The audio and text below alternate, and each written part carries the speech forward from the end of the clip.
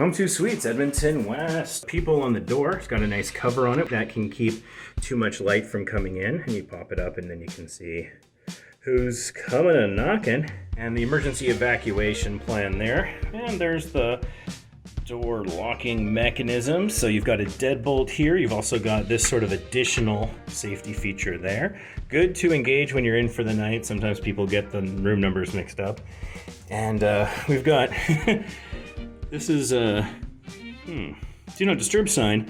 It's kind of taped up on the side. Yeah, they're both sort of the same on both sides. Not every place I go has a do not disturb sign, so it's nice to have that.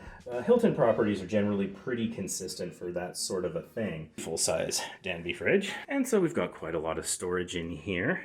The top, and so it looks like freezer probably in the bottom. Salt and pepper shakers. This is cute. They've gone and put salt packets and pepper packets inside the salt and pepper shaker. That's kind of cool. Got some bowls, got some plates, got some paper towels on a roll, and a couple of plugs there.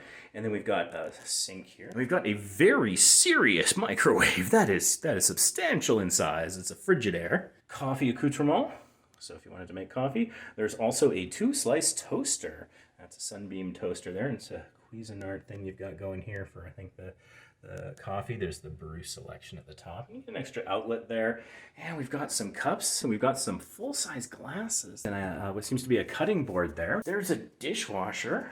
This dishwasher is a Frigidaire as well. Quite a selection of cutlery, spatulas, things of that nature. A bottle opener. We've got some Corningware. And at the very bottom drawer, got some more things here for your cooking or baking needs. So we've got some soap, including 1 packet for the dishwasher there, some towels under the sink, as well as a garbage under the sink. What is this? I think this, hey look, 10 cents. I found a dime. What's that all about? That's a Canadian dime. I think these might just be for hanging. I don't know. I'm not sure exactly what the intent behind this is. Maybe it's for hats or something. Like, I mean, maybe 1 or 2 hats would fit, but it's right above the light switch. So I would hesitate hanging something that would go down because then you'd cover the light switch. So I'm not entirely certain what the intention behind this is. You've got what looks like, sort of coat hooks. So that would be more appropriate to hang things that would hang down, wouldn't get in the way. And there's some power there, a couple of extra ports. And looking at the bathroom here, which is sort of right next to the door, we've got one of these pocket doors. I personally am not a huge fan of pocket doors, and that's often because they can be tricky to get out. This has this latch here, so that's fine.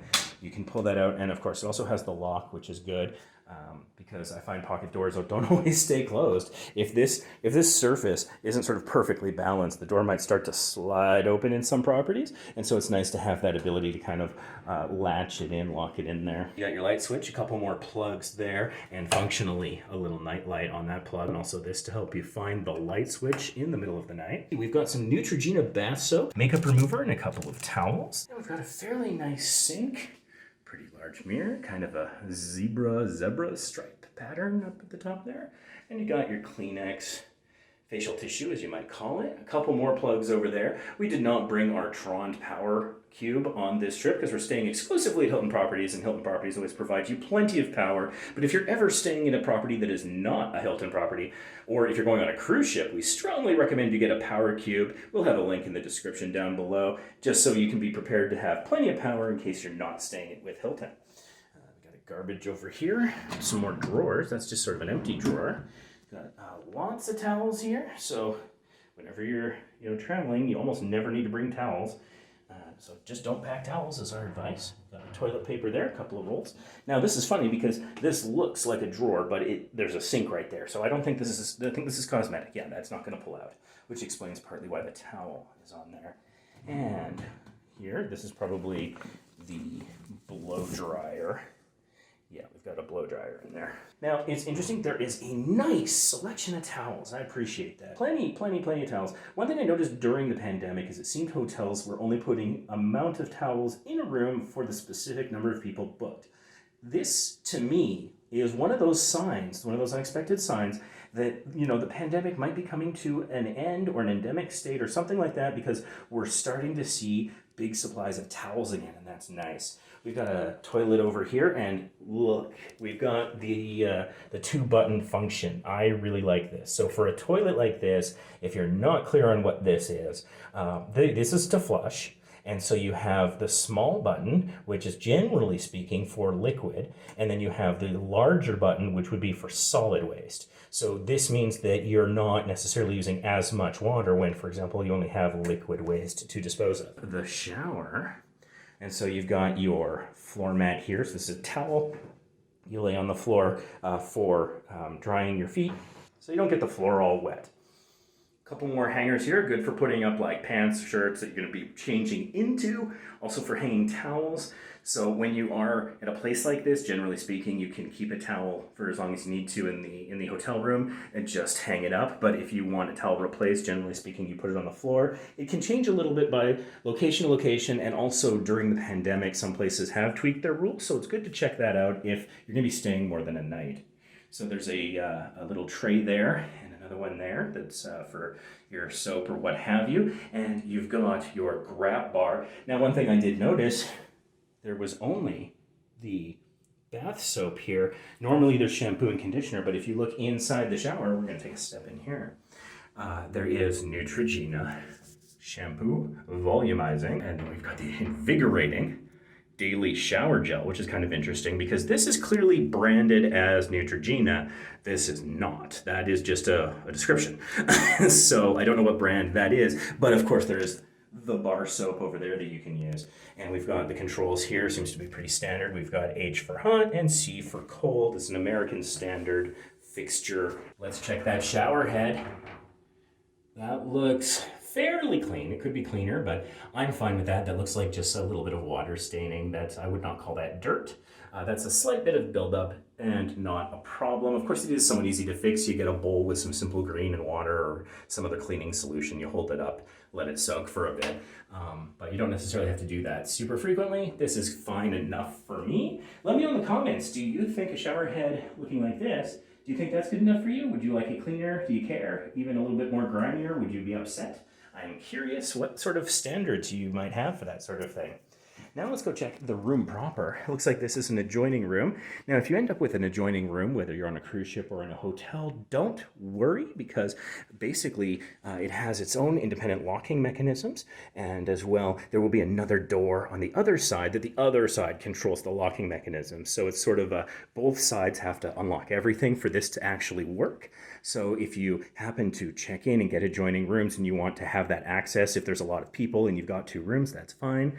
Don't worry about it. I have seen some things in our cruising Facebook group, for example, where people are concerned about adjoining rooms, but that's fine. So there is the stopper here, so that if you were to use or open that door, it would protect this wood panel here. Now this is a suite, so we have our suite here. Whoa, okay, that spins a little bit. Smoke detector, safety first, very important. Also in the entryway, we have these nice pot lights, and we've got this full length mirror here. And so we had this lamp here, and in case you didn't spot it, there is a outlet available on the side, and there's also an outlet down there that's not being used. And we've got this kind of little end table that pulls out, so you could pull that around if you were having some food. And so we do have this couch. Is it a pull-out? Inquiring minds want to know.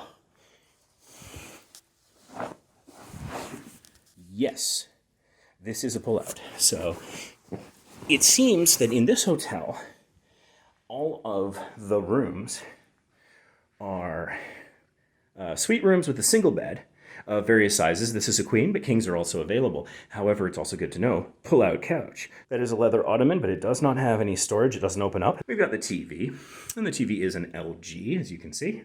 And we've got some drawers under the TV. That's interesting. That bag probably had extra linens in it at some point. It has a safe. And there is an additional comforter and an additional bedding. We've got standard phone here next to the bed. One thing that's a little disappointing is I don't see power immediately here, but there is an extra outlet over here by the lamp. So it's not totally kind of stuck. Oh, and there is a free plug that is available underneath there. So not as nice a power distribution right next to the bed on this side, but since there is a single bed, let's go check out the other side. Oh, this has 2 settings.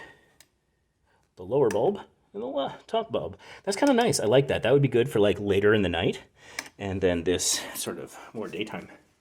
And so we've got a clock here, an iHome that has a that looks like a lightning port, so you could probably use that to play your iPhone or charge it.